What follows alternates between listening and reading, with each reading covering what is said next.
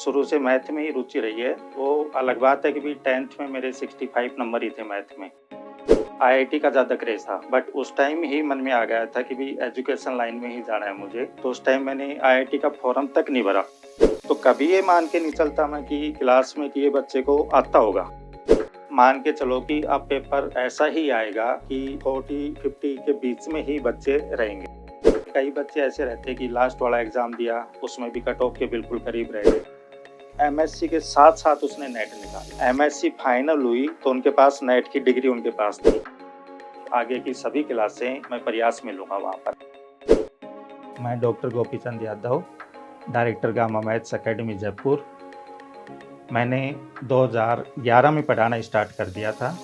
उस टाइम शुरू में मैं बीएससी करवाता था। फिर 2015 के आसपास मैं एमएससी की क्लास लेने लग गया।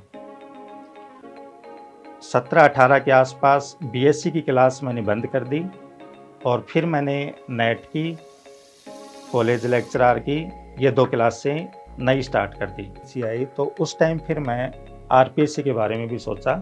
तो 2021 से हमने आरपीएससी का स्टार्ट कर दिया था। तो 3 या 4 बैच आरपीएससी के निकाल चुके हम लोग। रिजल्ट काफ़ी शानदार रहा तीनों चारों बैचों का। और फिलहाल अब प्रयास टीम के साथ हम आगे काम करेंगे।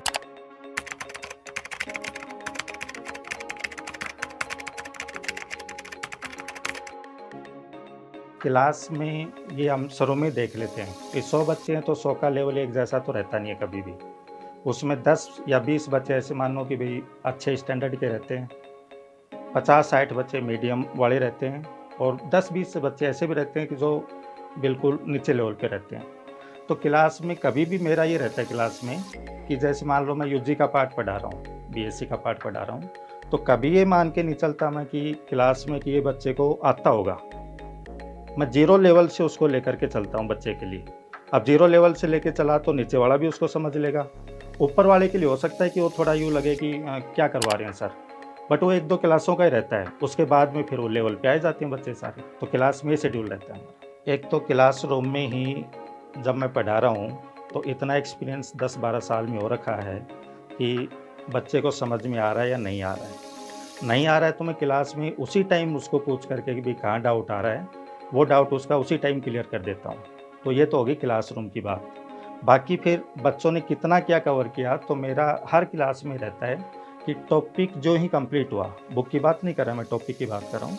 टॉपिक जैसे ही कंप्लीट हुआ उसके 15-20 क्वेश्चन मैं क्लास में दे देता हूँ। अब मोस्टली बच्चे कर लेंगे क्वेश्चनों को। अब किसी से 2 क्वेश्चन नहीं हुए, किसी से 5 क्वेश्चन नहीं है, तो जो कॉमन क्वेश्चन जो है डाउट वाले, उनमें पता चल जाता है कि भाई यहाँ पूरी क्लास को डाउट है, तो वो तो मैं क्लास में वापस रिपीट करवा देता हूँ और बाकी फिर डाउट सेशन में अलग चला जाता है। तो क्लास में मापने का ये है कि टॉपिक होते ही टेस्ट ले लो बच्चों का।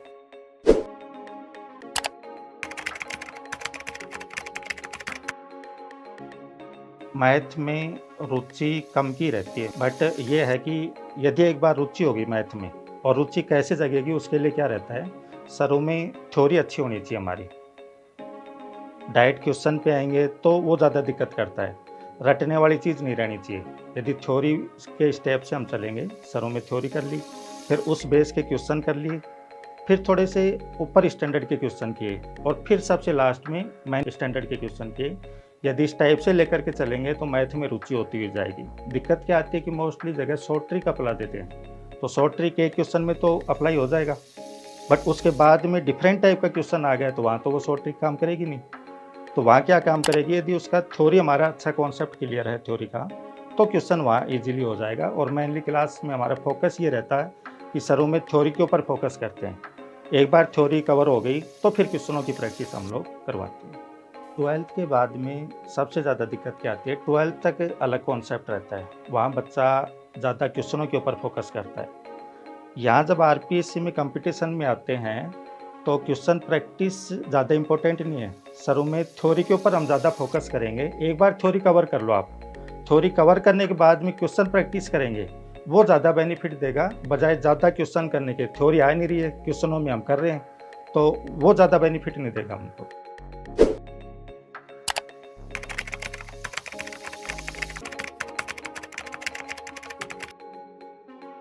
आरपीएससी का मैं 2012-13 से देख रहा हूँ।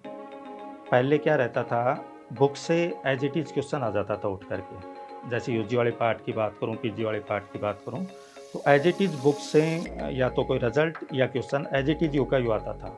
17 तक यही माहौल था।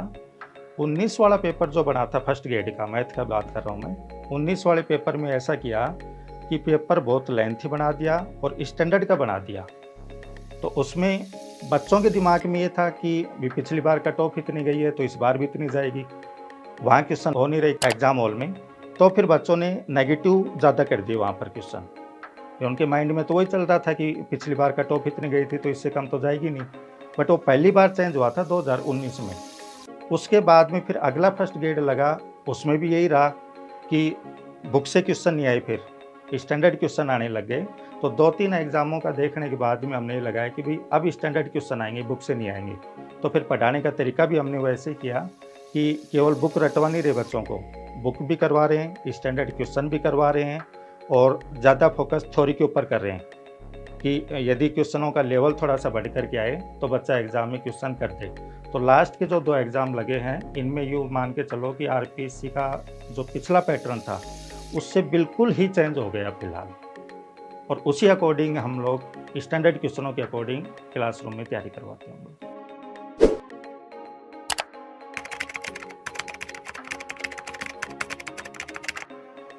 इस बार जो पेपर आया था, तो मैथ का पेपर इतना टिपिकल नहीं कह सकते उसको। बट बच्चों ने गलती क्या करी कि जीके वाले पार्ट को हल्के में ले गए और इस बार मैथ की बजाय जीके वाला पार्ट ऐसा आ गया कि जीके वाले पार्ट में बच्चों के 40% नहीं बन रहे। मैथ में फिर भी बच्चों के आप मान के चलो कि 70% तक, 80% तक भी मैथ में बन रहे हैं। ऐसे-ऐसे बच्चों के मेरे पास रिज़ल्ट आया है। बच्चों ने आके बताया कि सर इतने क्वेश्चन करके आए हैं। बट उनके जीके में 40% 30 क्वेश्चन भी नहीं बैठ पा रहे हैं। किसी के 28 रह गए, 29 रह गए। तो एक गलती तो यहाँ करी बच्चों ने कि भी जीके का हल्के में ले लिया। बाकी मैथ का इस बार ऐसा कोई पेपर नहीं था। हाँ, कैलकुलेशन पार्ट उसमें ज़रूर था। तो कैलकुलेशन पार्ट वो तो सबके लिए कॉमन ही रहता है। मैं सोल्व कर रहा हूँ तो मेरे लिए भी उतना ही टाइम लग रहा है, दूसरा सोल्व कर रहा है तो उसके लिए भी उतना ही टाइम लग रहा है। तो उससे ज़्यादा फ़र्क नहीं पड़ा है कोई। मैथ में मान के चलो कि अब पेपर ऐसा ही आएगा कि 40-50 के बीच में ही बच्चे रहेंगे। अब वो तो मैं बता रहा कि भी 70% तक जा रहे हैं, तो ऐसे गिने-चुने बच्चे ही मिलते हैं। बाकी जो रेंज रहती है मोस्टली बच्चों की 40-50। और मैथ का तो आप पिछले सालों का भी देखें, जब सिंपल पेपर आता था, डायरेक्ट बुक से आता था, तब भी कभी मैथ में 55-60 से ऊपर कट ऑफ नहीं गई है कभी भी। तो अब भी इतने भी बनाएँगे, चाहे कितना ही टिपिकल बना दो, बट बच्चे भी अब इतने एडवांस हो गए हैं और टीचर भी अब इतने एडवांस हो गए हैं कि वो 40% तक का तो आराम से कवर करवा देते हैं। बट वो डिपेंड कर रहा है कि भई आप कहाँ चूज़ कर रहे हैं। अब पुराने पैटर्न पे तैयारी कर रहे हैं तो वो अलग बात है। बाकी अब न्यू वाले पैटर्न पे हम तैयारी कर रहे हैं तो 40% लाना कोई मुश्किल काम नहीं है मैथ में।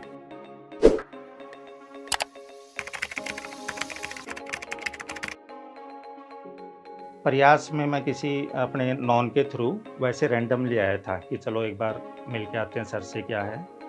तो जब सर से मैं मिला यहाँ पर आकर के, तो मेरे को एक ही बात अच्छी लगी यहाँ पर। मोस्टली जगह क्या रहता है कि मैथ सब्जेक्ट में जैसे हमको 7-8 मंथ सिलेबस करवाने में चाहिए होते हैं। तो मोस्टली कोचिंग वाले क्या करते हैं कि सर इसको 6 मंथ में कर दो, कि उनको फैकल्टियों को कम देना पड़े, खर्चा कम आए, ये सारी चीज़ें। पर यहाँ पर मैंने आकर के देखा कि जब सर ने पूछा कि भई कितने टाइम में सिलेबस होता है, तो मैंने अपना आइडिया दिया कि सर इतना टाइम लगभग लगता है। तो सर ने कहा कि भई टाइम की कोई बाउंडेशन नहीं है, जितना टाइम आप कह रहे हो पूरा का पूरा ये टाइम मिलेगा, बच्चे सैटिस्फाई होने चाहिए। तो वो बात मेरे को इतनी अच्छी लगी कि उसी दिन के बाद में फिर मैं प्रयास में कनेक्ट हो गया।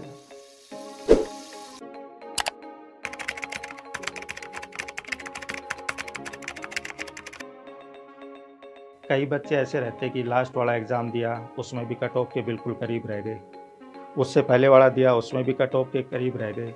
वो बच्चे सबसे बड़ी गलती क्या करते हैं, उनकी थ्योरी बहुत अच्छे से पढ़ी हुई रहती है, बट आज मैं एग्ज़ाम दे कर के बाहर आया, थोड़े दिन में रिज़ल्ट आया, तो पता चला कि भैया अपना 1 नंबर से रह गया। तो बच्चा वापस थ्योरी के ऊपर ही लग जाता है। तो ऐसे बच्चों को थ्योरी पे कभी नहीं लगना चाहिए। अपने एग्ज़ाम टाइम का जो गैप है, 6 महीने मिले हैं, 8 महीने मिले हैं, उस ड्यूरेशन में बाकी बच्चे जो थ्योरी के ऊपर फ़ोकस कर रहे हैं, उनकी बजाय अपने को केवल क्वेश्चनों के ऊपर फ़ोकस करना है। चाहे अपने आरपीएससी में आया हो, हरियाणा में आया हुआ हो, यूपी में आया हुआ हो, अलग-अलग स्टेट के सारे पेपर निकाल लो और उनकी प्रैक्टिस आप करो। थ्योरी तो आपने पहले ऑलरेडी 2 बार में कर ही रखी है, वापिस तीसरी बार ही थ्योरी करोगे तो खुद का ही टाइम खराब कर रहे हो। तो क्वेश्चनों पे ज़्यादा फ़ोकस करें वो बच्चे।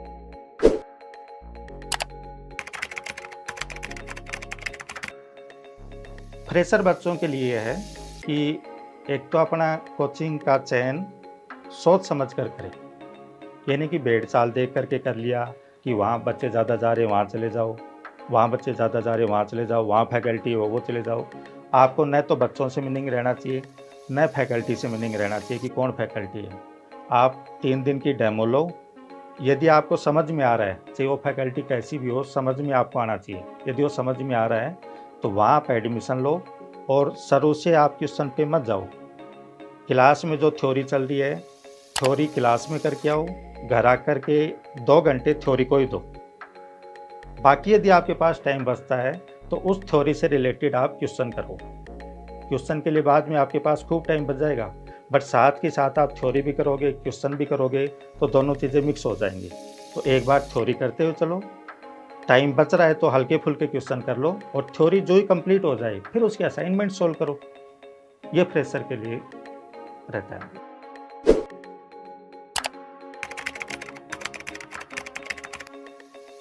कोचिंग में एक तो गाँव से जब चलते हैं तो पूछ लेते हैं, भई कहाँ कर रहा है तू? अब 5 बच्चों ने कह दिया कि मैं तो उस कोचिंग में जा रहा हूँ, तो अगले के माइंड में वही सेट हो जाता है कि यार 5 जने वहाँ जा रहे हैं, अपन भी वहीं चलते हैं। तो ये तो हो गई एक भेड़ चाल जैसी बात। आप 1 सप्ताह आप खुद के लिए निकाल के आओ कि 1 सप्ताह मेरे को देखना है कि भई 1 दिन यहाँ डेमो ले लिया अपन ने, 1 दिन में तो पता भी नहीं चलता, 2-3 दिन डेमो ले लिया, उसी ड्यूरेशन में दूसरी कोचिंग में भी डेमो ले लो। जहाँ आपको समझ में आना चाहिए, सीधी-सी बात है, दूसरे को समझ में आ रहा है, दूसरे का रिज़ल्ट वहाँ से निकला है या दूसरा क्या कह रहा है वहाँ के बारे में, उससे आपको कोई मीनिंग नहीं होना चाहिए। यदि दूसरे ने आपको कह दिया कि वो कोचिंग अच्छी है, आपने फ़ीस जमा करा दी, आप बैठे हो पीछे-पीछे, नहीं तो आपको कोई समझ में आ रहा है, तो बताओ उसका क्या फ़ायदा हुआ हमारा? समझ में आपको आना चाहिए, तो डेमो लेकर के आप देखो, जहाँ पर आपको समझ में आए टीचर का, वहाँ पर आप एडमिशन लो। कम बच्चों का बैच हो, ज़्यादा नहीं कि हज़ार-हज़ार बच्चे बैठा रखे हों उस बैच में, पीछे बैठे हैं, कोई समझ में नहीं आ रहा है। तो इतना होना चाहिए कि टीचर के साथ कॉन्टैक्ट रहे हमारा, इस टाइप का सा बैच हो, खुद के समझ में आ रहा हो, ये चीज़ें हमको देखना चाहिए।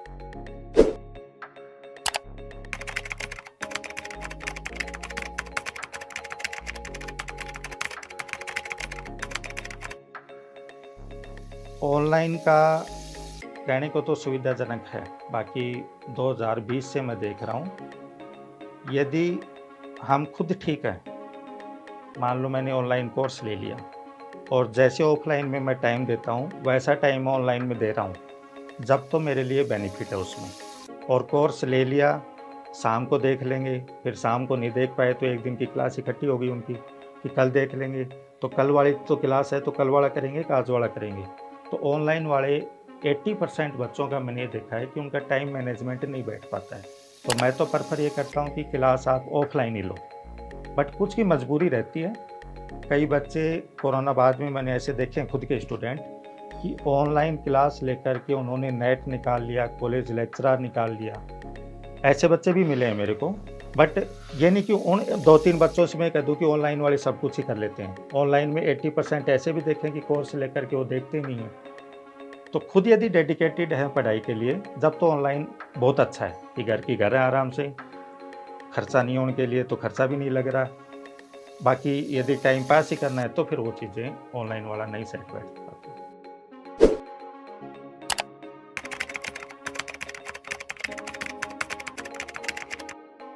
कुछ टॉपिक बच्चों के लिए रियल में कठिन रहते हैं, जैसे मैं पढ़ाता हूँ तो कैलकुलस आ जाता है, थ्योरी वाले पेपर अलजेब्रा आ जाता है, ये वाले पेपर कई ऐसे हैं, डिफरेंशियल कैलकुलस वाला पार्ट आ गया।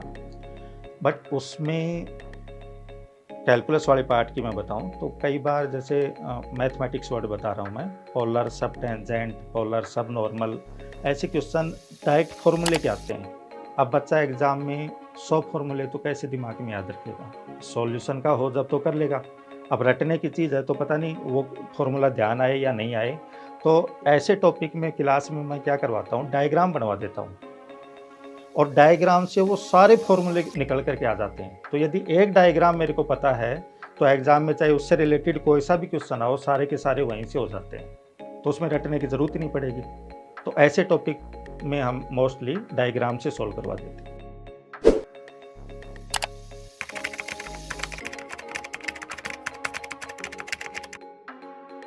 2011 से जब मैं पढ़ा रहा हूँ, तो काफ़ी बच्चे मेरे पास पढ़ कर के गए हैं। बट उसमें 2 बच्चे ऐसे हैं, वास्तव में उनकी मेहनत ने मेरे दिल को छू लिया।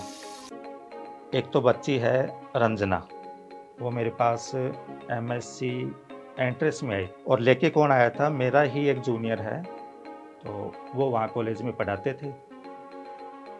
तो उनके फादर जब कॉलेज में आए तो मेरे जूनियर अशोक जी हैं, उन्होंने कहा कि भई आगे की पढ़ाई के लिए जयपुर भेज दो इनको। अब बोले कि सर खर्चे के लिए पैसे नहीं हैं, इतने बच्चे हैं तो खर्चा ही मुश्किल से हो पाता है, आप कह रहे हो कि जयपुर भेज दो। तो अशोक जी ने फिर ये नाम लिया कि भई गामा मैथ अकेडमी में आप चले जाओ और गोपी सर मिलेंगे, उनको मेरा नाम ले देना। तो उनके फादर साहब आए, 18-19 के आसपास की बात है। तो आकर के बोले कि सर इनको एमएससी एंट्रेंस का ये तैयारी करवानी है, रहने-वहने का भी आपको ही देखना है, अशोक जी ने भेजा है। तो उस टाइम बच्ची से मैंने कुछ क्वेश्चन पूछे तो लगा कि बच्ची भी इंटेलिजेंट है। तो मैंने उनको कहा कि भई आपकी न तो कोई फ़ीस लगेगी कोचिंग में, है ना? आप तैयारी करो, अच्छे से तैयारी करोगे तो मैं आगे तक आपका साथ दूँगा। रहने का आप अपने हिसाब से देख लो, फिलहाल अभी मेरे पास ऐसी कोई व्यवस्था है नहीं, जो होगी तो मैं बता दूँगा। तो बच्चे ने 2 ढाई महीने की कोचिंग थी, रह कर के इतनी अच्छी तैयारी करी कि उसका डीयू में 6 रैंक आई ऑल ओवर इंडिया और आरयू में हो गया। अब डीयू में तो मैं आपको पहले बता दिया था कि उनके बच्चे अभी बच्चे जयपुर ही नहीं आ पा रहे थे, तो दिल्ली तो कैसे जाएँगे? तो उनका मैंने एडमिशन आरयू में करवा दिया, हॉस्टल में उनका रहना हो गया, तो कोई खर्चा भी नहीं लगा। एमएससी के साथ-साथ ही वो बच्ची नेट की तैयारी करने आ गई मेरे पास में। तो नेट की भी फ़ीस मैंने उनसे नहीं ली। बच्ची की मेहनत देखो, नेट एमएससी के साथ-साथ उसने नेट निकाल ली। एमएससी फाइनल हुई तो उनके पास नेट की डिग्री उनके पास थी और बच्ची का लक देखो, उसी टाइम कॉलेज लेक्चरर की वैकेंसी आ गई। तो बच्ची वापस मेरे पास कॉलेज लेक्चरर के लिए आ गई। मैंने उसकी भी कोई फ़ीस नहीं ली और कॉलेज लेक्चरर वाले एग्ज़ाम में वो बच्ची सेलेक्ट होकर के बाहर निकली और शायद मेरे हिसाब से जो वैकेंसी थी 20 वाली 2020 वाली, उसमें सबसे कम उम्र की वो असिस्टेंट प्रोफ़ेसर बन के निकली थी। तो उस बच्ची की मेहनत मैं अब देखता हूँ, अभी थोड़े दिन पहले गया भी था, उनका पीएचडी का वाइवा था, तो पीएचडी के वाइवा में भी गया था, तो अब वो डॉक्टर भी लगे उनके नाम के आगे। तो ऐसी बच्ची की मैं मेहनत देखता हूँ, तो वास्तव में दिल खुश हो जाता है। अब मैंने एक बात यहाँ पर तीनों कही क्लास में कि भई मैंने फ़ीस नहीं ली, तो पर्पज़ ये नहीं था कि भई मैंने उनके लिए किया, बाकी कहने का मतलब ये था कि यदि बच्चे के मन में हो, तो पैसे की दिक्कत जो उनकी घर की कंडीशन है, ये कभी भी मायने नहीं रखती। यदि बच्चे की दृढ़ इच्छा है कि कुछ करने की और बच्चा आ जाए, तो उसको डायरेक्शन देने वाले बहुत मिल जाएँगे। मैं उनको जैसे मैं मिल गया, दूसरे को और कोई मिल जाएगा। बट करनी पहल किसको पड़ेगी? बच्चे को ही पड़ेगी। यदि वो खुद के मन में दुखी है कि मेरे पास तो पैसे नहीं है, घरवाले भेज नहीं रहे, ये नहीं कर रहे, तो गलती मैं उनकी कंडीशन की नहीं मानता, उसकी खुद की मानता हूँ। एग्ज़ाम्पल आपको दिया ही है, उस बच्चे के पास क्या था? कुछ नहीं था और आज वो कॉलेज लेक्चरर लग रही है। और वो भी उस टाइम ऐसे सोच लेते कि भई नहीं, जयपुर नहीं जा सकते। तो वहीं भी पता नहीं क्या रहता, वो निकल भी जाती, नहीं भी निकलती वो अलग बात है। बाकी आज जो कंडीशन में है, वैसी तो शायद नहीं बन पाती वहाँ पे। ऐसे ही 2014-15 वाली वैकेंसी में है, असिस्टेंट प्रोफ़ेसर में आरपीएससी वाली में, कॉलेज लेक्चरर में। जेपी सर फर्स्ट रैंक हैं, झुंझुनू साइड लगे हुए हैं शायद तक। उनके पास कोई बच्चा था, शिवचंद यादव, सेम वही सिचुएशन, बीएससी उनके पास कर ली।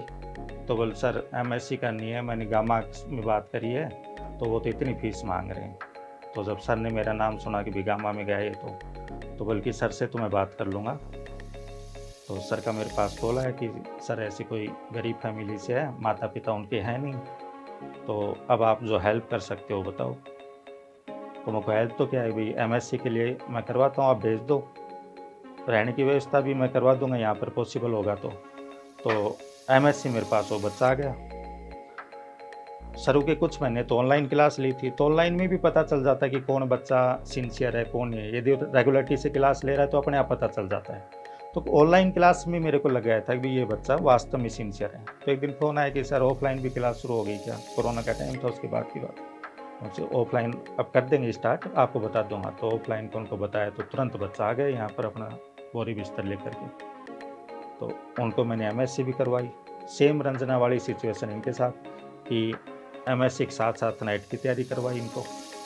एमएससी होते ही इनकी नेट भी निकल गई आराम से, और नेट निकलते वही रंजना वाली सिचुएशन हुई कि कॉलेज लेक्चरर की वैकेंसी भी आ गई। और अभी फ़िलहाल उसके नंबर इतने बन रहे हैं रिटर्न में कि बहुत अच्छे नंबर हैं, सिलेक्शन वाली लिस्ट में है। बाकी अब डिपेंड इंटरव्यू के ऊपर करता है कि इंटरव्यू में कितने मिलते हैं। तो लगभग जहाँ तक मेरे को लग रहा है कि उस बच्चे का इस कॉलेज लेक्चरर में हो जाएगा आराम से।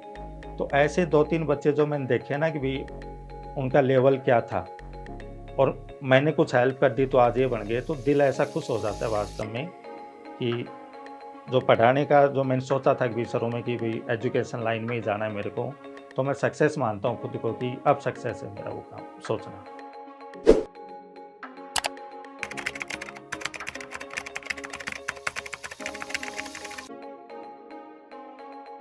जब बच्चा कोचिंग के लिए घर से निकलता है तो सबसे पहला तो ये रहता है मोस्टली कि पेरेंट्स का बहुत ज़्यादा दबाव रहता है कि जैसे मान लो अब अगली जुलाई में एग्ज़ाम दिया है, तो उसको शुरू में ही कह देते हैं कि जुलाई तक भेज रहे हैं तेरे को, ध्यान रखना जुलाई तक अच्छी मेहनत करना, नहीं हुआ तो फिर आगे से देख लो, भेजेंगे नहीं बाहर। तो बच्चे के मन में शुरू में डर बांट देते हैं पेरेंट्स। मैं मेरी खुद की बता रहा हूँ, 11th में मैं घर से निकल लिया था, हॉस्टल में डाल दिया था पापा ने। 12th तक पापा ने कभी ये नहीं कहा कि भाई इतनी परसेंटेज लानी है, ऐसे करना है, ये करना है। बस केवल फ़ोन करते तो पूछते थे। फ़ोन भी क्या, संडे को फ़ोन आता था, हॉस्टल में रहते तो अलाउ संडे को ही था केवल, तो संडे को फ़ोन आता था केवल। तो उस टाइम ये पूछते थे कि पढ़ाई बढ़िया चल रही है, स्वास्थ्य बढ़िया है। कभी भी ये नहीं कहा कि भाई क्लास में क्या रिज़ल्ट रहा, क्या नहीं रहा। जब फाइनल रिज़ल्ट आया तब भी कितनी परसेंटेज बनी, इतनी, भाई बहुत बढ़िया वास्तव में। उसके बाद 2004 में आईआईटी का इनका इतना भयंकर क्रेज़ था कि जो भी थोड़ा-सा पढ़ने में होशियार था कि उसको ये कहते थे कि भाई आईआईटी करने जा, और मिल भी जाता था उस टाइम, इतनी ज़्यादा भीड़ नहीं थी फिलहाल इतनी।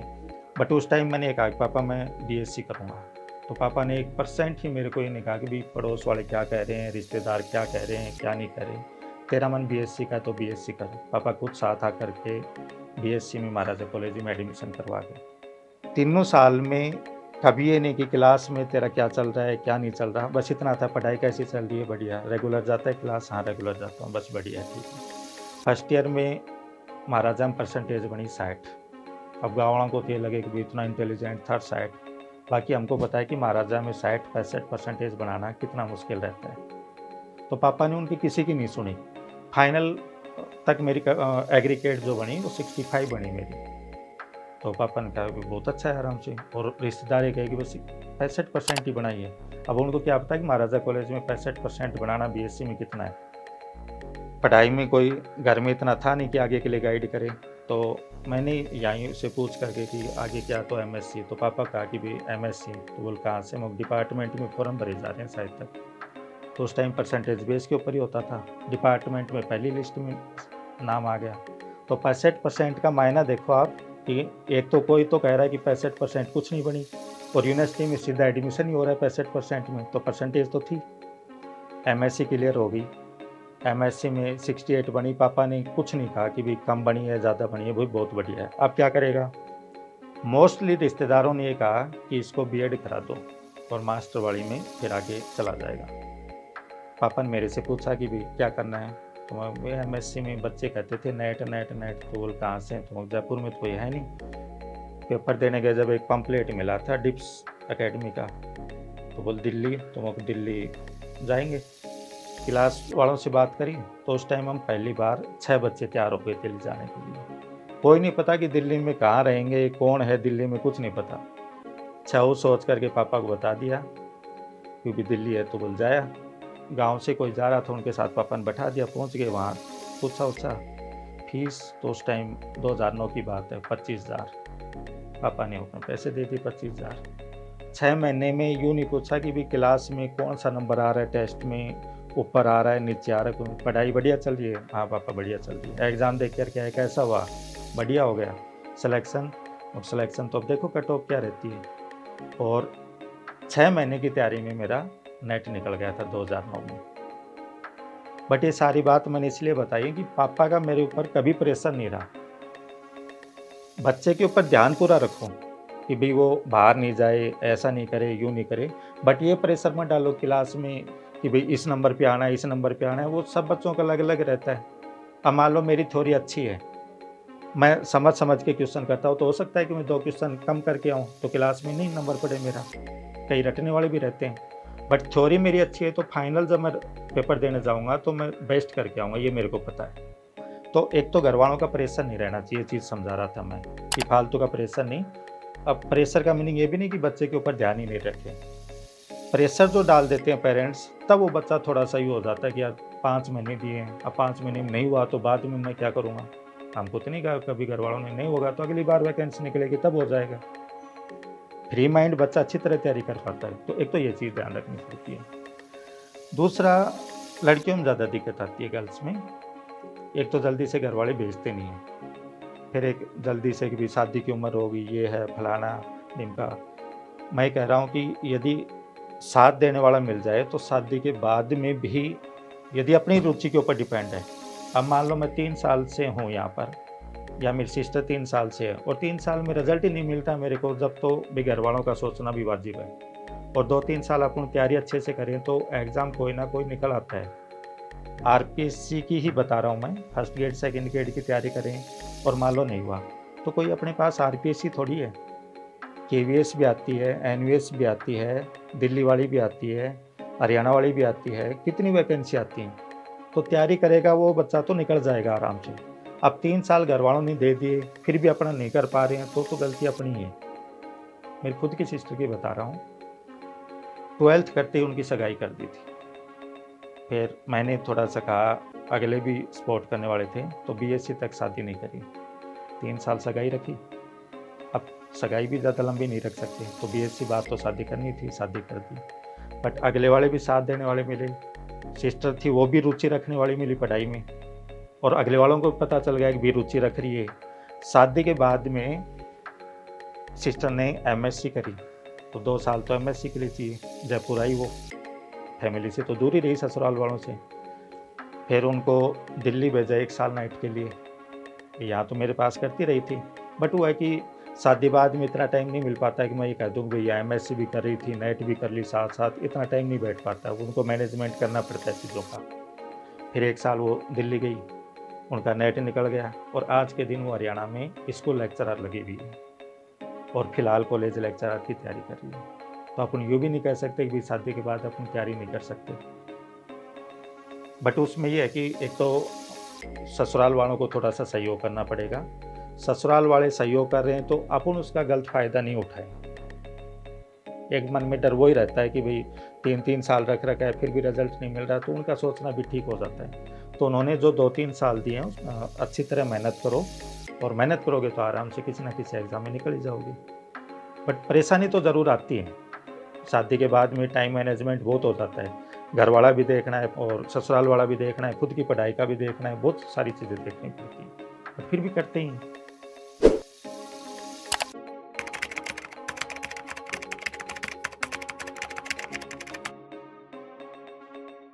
अब हमने डिसाइड किया है कि आरपीएससी फर्स्ट ग्रेड और सेकंड ग्रेड दोनों की अब क्लासेस जो हैं सिर्फ़ और सिर्फ़ मैं प्रयास में रहेंगी हमारी। जो गामा मैथ अकेडमी में भी बैच चल रहा था, उस बैच में भी मैंने कह दिया है कि भई आपका ये बैच यहाँ कंप्लीट होगा, इसके बाद आगे की सभी क्लासें मैं प्रयास में लूँगा वहाँ पर आराम से। यहाँ का एटमॉस्फेयर, बाकी स्टाफ का ये मान लो, तो जितना मैं वहाँ कर पा रहा था, वो चीज़ें भी मैंने देखी वहाँ पर कि अकेला आदमी उतना हैंडल नहीं कर पाता। बट यहाँ पर आकर के मैंने टीम का काम देखा, तो टीम के साथ वो चीज़ें मैं और ज़्यादा कर सकता हूँ।